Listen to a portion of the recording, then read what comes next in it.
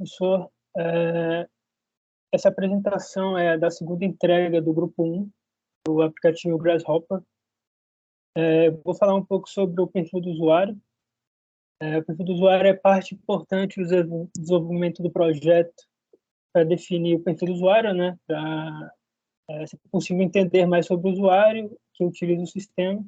Deve ressaltar algumas características, né? Como interesses, experiências, faixa etária, conhecimento prévio, etc. Existem diversas metodologias, né? Abordagens para determinar o perfil do usuário. A que o grupo escolheu foi elaborar um questionário online. A gente usou o Google Forms para fazer isso. Foram elaboradas 8 questões a respeito do usuário, incluindo perguntas demográficas e do uso do aplicativo. Também foi adicionado o termo de consentimento livre esclarecido para o participante escolher. Eu reabri o questionário aí só para apresentação mesmo, mas já foi fechado. Se o Lucas puder clicar aí em sim, vai aparecer, abrir o termo, próximo, e vai abrir o termo aí. É só para mostrar que tem um termo de consentimento. E aí, na próxima etapa, ele coloca o e-mail dele, se ele quiser os resultados do questionário. Ele aceita e coloca o e-mail.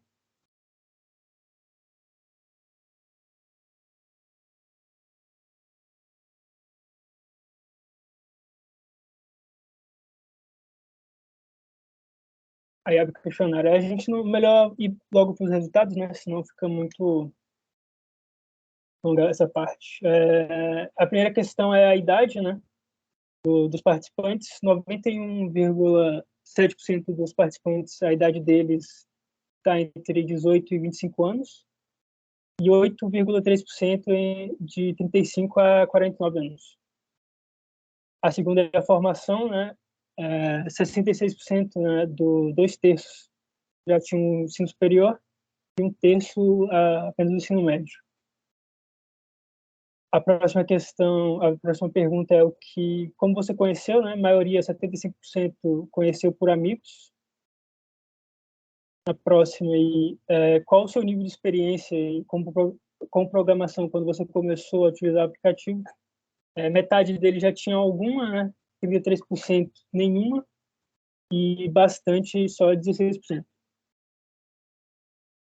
Aqui da pergunta é se você trabalha com desenvolvimento de software, mais da metade, um pouco mais da metade não trabalha. A próxima é com que frequência utiliza, a maioria utiliza esporadicamente.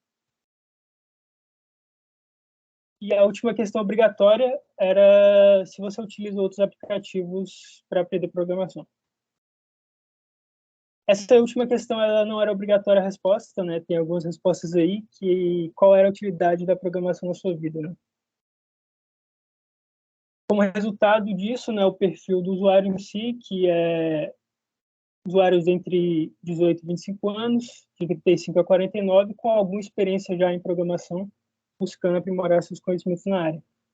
Faltou só nessa parte aí que eu já tinha feito o questionário, quando eu vi que tinha que colocar uma pergunta se ele tem alguma afinidade com tecnologia ou não. Aí vai ficar faltando essa pergunta aí no perfil do usuário.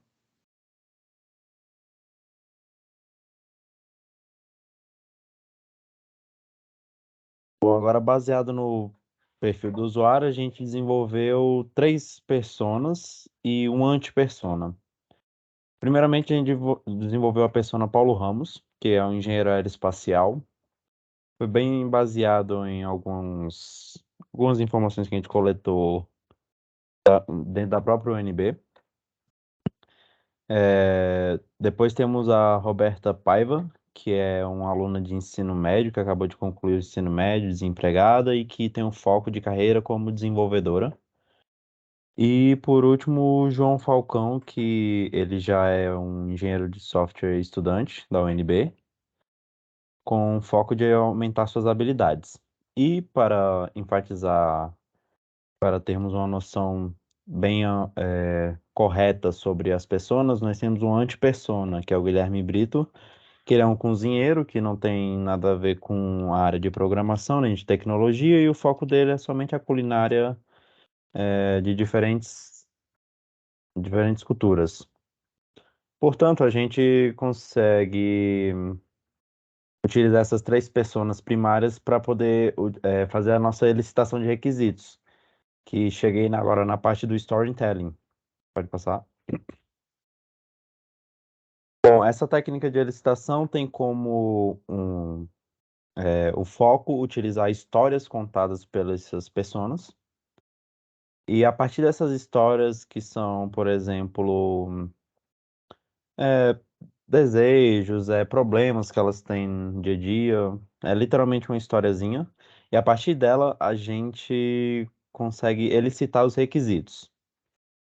Juntou eu, o Lucas e o Felipe para fazer essa licitação de requisitos, cada um interpretando uma dessas personas e utilizando essas histórias descritas aí, baseadas nos questionários.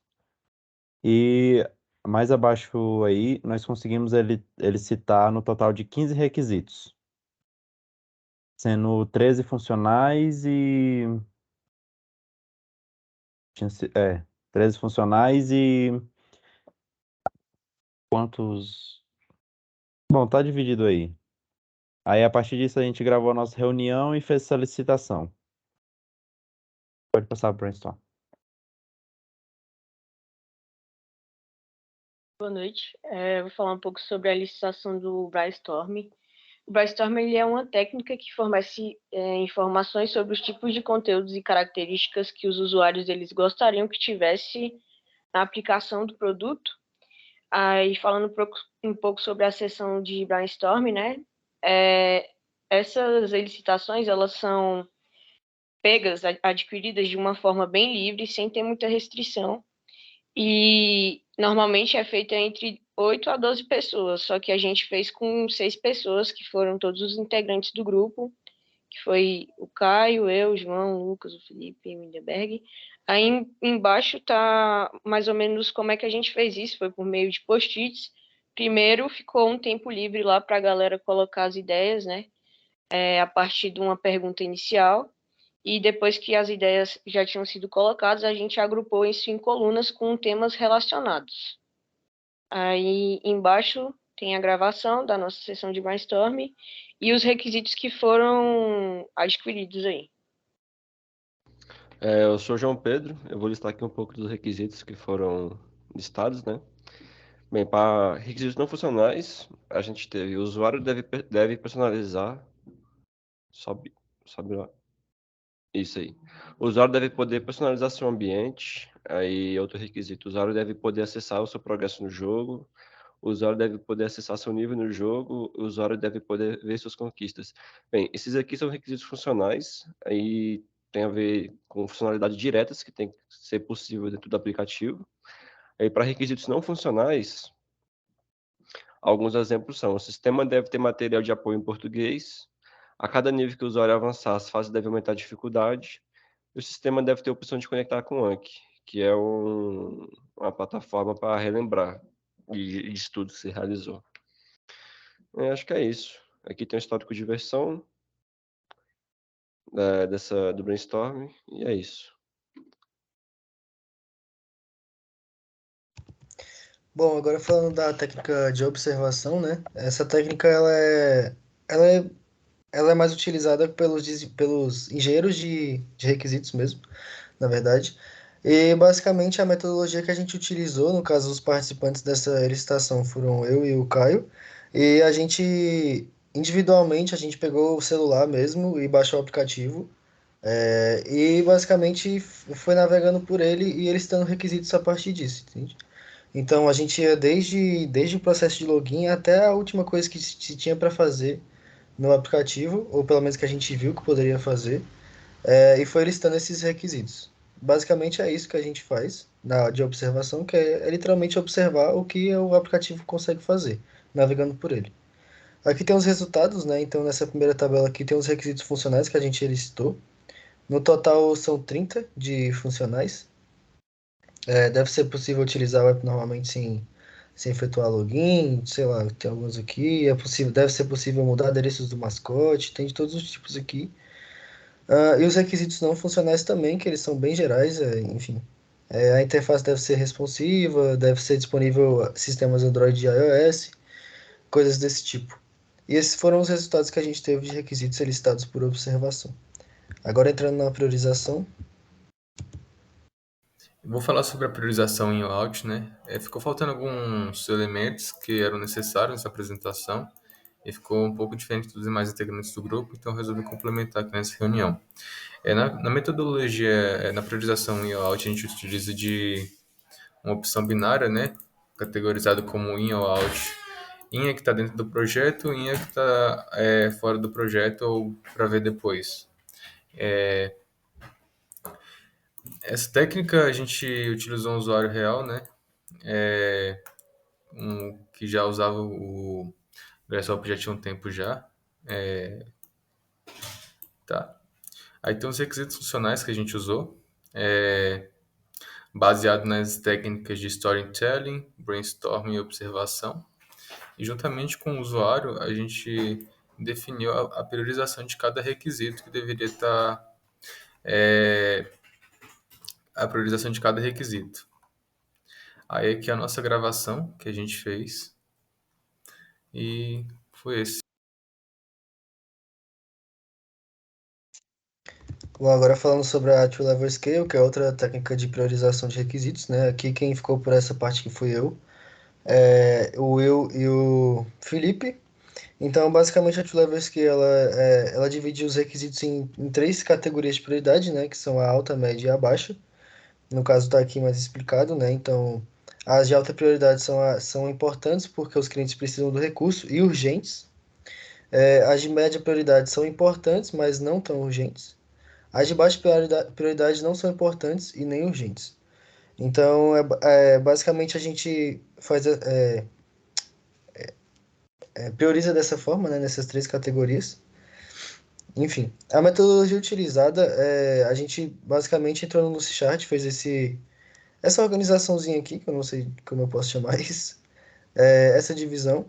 E aqui a gente se reuniu no Teams, eu e o Felipe, e foi priorizando de acordo com as personas que a gente criou, né? No caso, eu fiquei com a persona João Falcão, o Will ficou com a Roberta Paiva e o Felipe ficou com o Paulo Ramos. Bom, aqui para utilizar essas pessoas, a gente utilizou a técnica de encenação, né?